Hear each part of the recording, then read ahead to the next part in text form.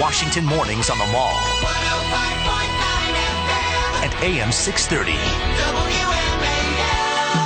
WMAL. 8:37 on WMAL, where Washington comes to talk. It's Brian Wilson, Larry O'Connor on the Newsmaker Hotline right now. Your friend and ours, Bret Baier from the Fox News Channel. Bret, how are you? Good morning. I want to start with what happened earlier this week up on Capitol Hill. Secretary of State Hillary Clinton testifying finally about Benghazi. Here's a little sample of one of the key moments from that testimony. With all due respect, the fact is we had 4 dead Americans. Was it because of a protest, or was it because of guys out for a walk one night who decided they'd go kill some Americans? What difference at this point does it make? I think the question is, I'll tell you what difference it makes, is that we need to have the straight answers, and the American people need to have the truth, and we need to know why we didn't get the truth in the early going. Bret, I haven't been as angry about anything in a long time as I was about her testimony. What was your sense of it? Because I don't think we got the answers we were looking for. Yeah, Brian, I think that's the sense of just taking a temperature up on Capitol Hill, but I also think, taking the temperature elsewhere, that the anger extends also to Republican lawmakers who were doing the questioning, because it was pretty poor across the 4.5 hours to 5 hours of testimony. I mean, some of those questions were rambling and not pointed at all, and we didn't get specific pointed questions. And as you know, the shorter the question, the better potentially the answer, and the longer rambling questions enable the person answering to kind of pick and choose what he or she wants to answer, and that's what we eventually got. And I have seen some hearings where they turn the initial questioning over to the House counsel or the chair counsel, the committee counsel, to ask the questions directly and go through it in a very methodical way, and then they open it up for quick questions from other members. I wish that were the standard. Yeah, because obviously this was more in a large part about grandstanding for some lawmakers, for getting the soundbite for the home television station, the local affiliate, for I don't know what. But it wasn't about getting facts and information. And that was the frustrating thing. And as far as the facts, there's so many things that we just don't know. About what happened to the dozens of survivors of Benghazi. Why haven't we heard from them? Why haven't we been given access to them? What about those 7 hours and what happened during that time? The fact that we weren't really illuminated to any more about that time during 5 hours of testimony with the Secretary of State is pretty shocking. Well, but Bret Baier, we have the new Hillary Clinton doctrine, which is, what difference does it make? You just laid out and explained exactly why you should be doing these questions. You and Special Report, you did a great job in uncovering so much of the mystery of Benghazi early on in the story. We've just heard that Hillary Clinton and Barack Obama are going to sit down for a 60 Minutes interview. They're going to run Sunday. That's apparently going to be taped pretty soon. Is there any chance, Bret, that you and Scott Pelley could do like a wife swap thing, and he could do your job for a day, and you could do his job for this interview?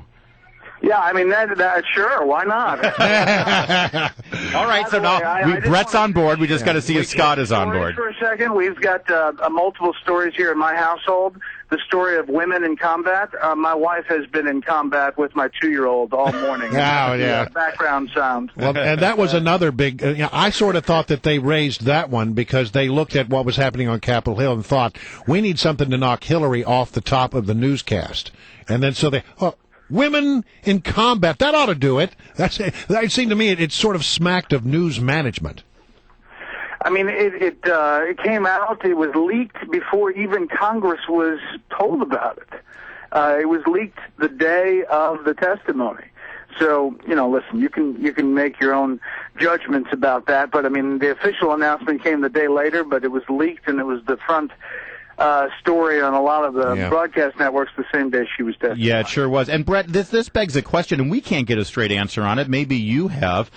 Can the Secretary of Defense, just in a sweeping way, make such a major change in the way the military is run, or does Congress or Senate have any oversight there?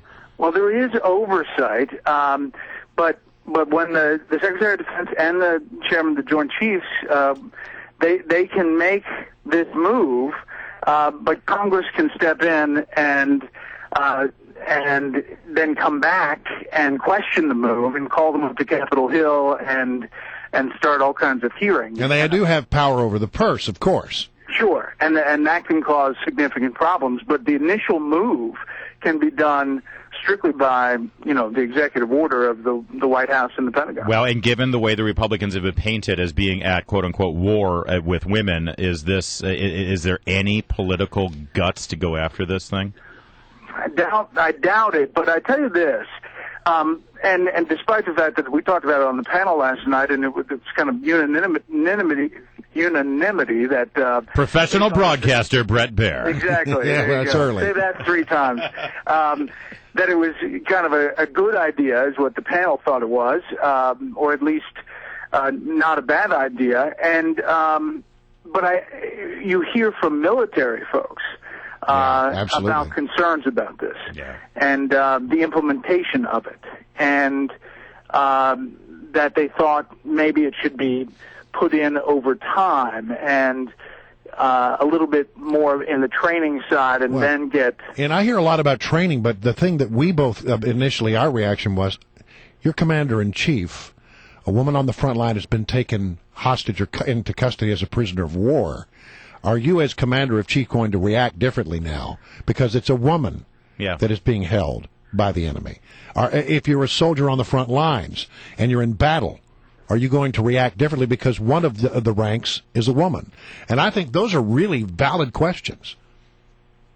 I mean, you had Jessica Lynch weigh in and saying she was in support of it.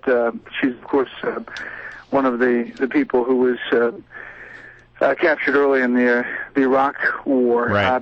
Listen, I think this is it's a controversial topic, but I'm just saying, for the military perspective, just when I hear the military folks, Jack Keane, who I respect a lot, 4-star general, says this is going to cause a lot of problems as far as implementation. Bret, it's shocking to me that your panel was all in favor of this. The problem is you need a conservative on that panel. You need to be more fair and balanced, Bret. Yeah. All right. Hammer, I tell you what, he is as left as they come. That's right. All right.